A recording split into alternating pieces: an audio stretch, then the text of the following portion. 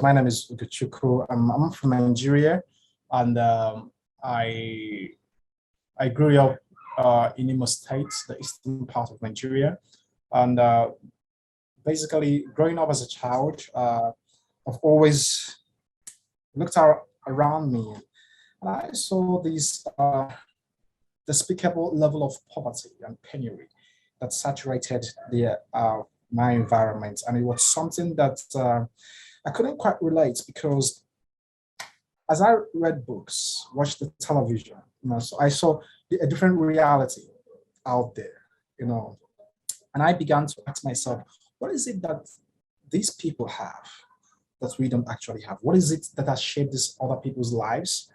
And that is quite different from what we have. So that drove me to deep research. That drove me to, asking very personal questions about myself, about my environment, and about my world. And I started studying, started researching, and I became very curious.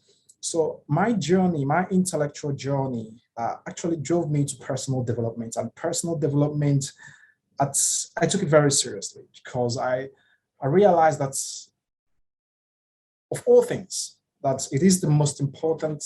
It was actually the pathway that I was going to salvage myself and extension those around me from the terrible situation that we found ourselves. So personal development became my tool of rewiring my mind, rewiring my personality, and changing not only myself, but the people around me.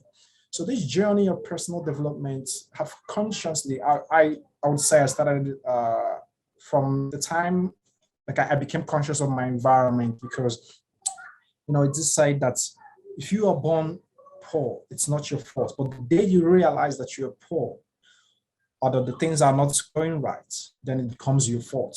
So awareness essentially brings responsibility. It confers responsibility. So immediately I realized that I became responsible for changing not only myself, but also my environment and also the people around me. So my journey of personal development has specifically I've been a journey of over 10 years where I've tried to actually change my mind the very deep level at a very deep level to actually change who I am, my personality, my perception of the world. And in that process, I've literally questioned everything from my identity, to my religion, to everything that I have been handed over to.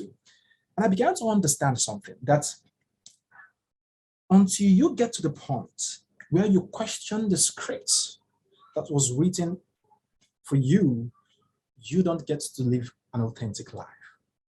Because growing up as a child, as an adult, to the point that you are an adult, there is an unwritten script that actually runs your life. And this script is divided into two. The first script is the genetic script, which is basically the ancestral memory that is encoded in your DNA. And the second script is the societal script, one that is written by culture, the cultural script.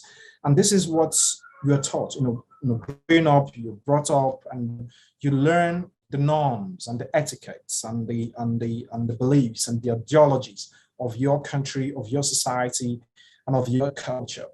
So this becomes the script that's literally run your life as you go up. So the only way that progress goes forward is that people, when you get to an adult stage, when you become conscious and aware, you sit down to actually question those scripts. Not because you have a negative agenda, but because you want to understand, you want to live life at your own terms. So that was what I did, growing up. So that led me into, of course, studying philosophy. I have a background in philosophy. But as my philosophy, when I finished studying philosophy, I came to understand that at the very core of what makes us who we are It's not only the memories that form the ancestral memories that determine the genetic blueprints that we have, but also the very structure of our bodies and our brain. So that drove me into neurobiology. I started studying neuroscience and neurobiology just to understand how the mind and the body actually works. So in my course of personal development, I come to the point because I had understood how, to a large extent, a fairly bit of how our mind works, and how our body works, and how the society influences the way we think, the way we act, the way we behave. But one thing was still missing, and that was the question of money.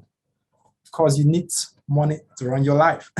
So, and the place I'm coming from is lacking.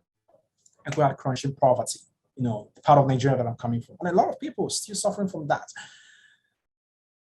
So I took a year to enter into a mentorship program where I had to study under a mentor wealth education, because I had to study the concept of wealth in and of itself to understand the principles that underlie the very act of creating wealth as a science and as an art.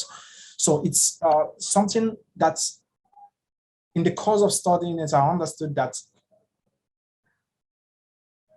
wealth is not something that's, people usually think that, you grow up, you're born, you go to school, and then you come out, you look for a job, and then you make money and all of that. School has its own purpose and what it serves.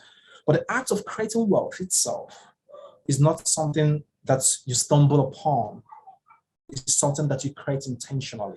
So the art of wealth creation is actually an intentional process. You can stumble on money, you can make $50 million, you can win lottery, you can make little money from here and there. Somebody can dash you, can gift you money or anything.